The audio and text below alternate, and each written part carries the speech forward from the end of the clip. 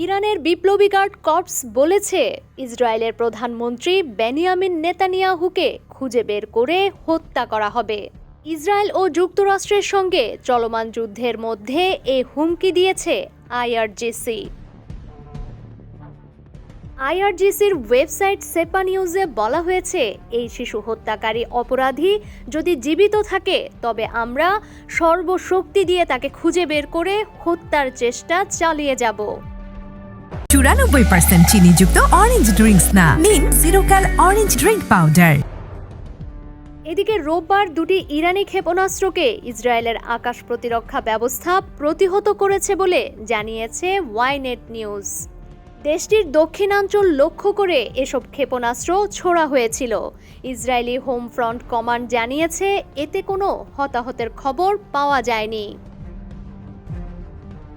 একই সময় মধ্য ইসরায়েলে সতর্কতার সাইরেন বেজে ওঠে।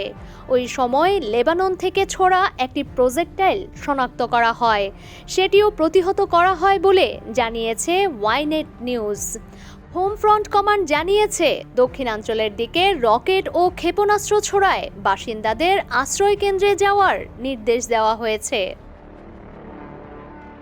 লেবাননের সশস্ত্র গোষ্ঠী হিজবুল্লাহ জানিয়েছে তারা কফার ইউভাল বসতির উত্তরের একটি এলাকায় ইসরায়েলি সেনাদের লক্ষ্য করে রকেট ছুঁড়েছে। সীমান্তবর্তী একটি শহরে অবস্থানরত সেনাদের ওপর কামান থেকে গোলাবর্ষণ করা হয়েছে। ডেস্ক রিপোর্ট, সমকাল।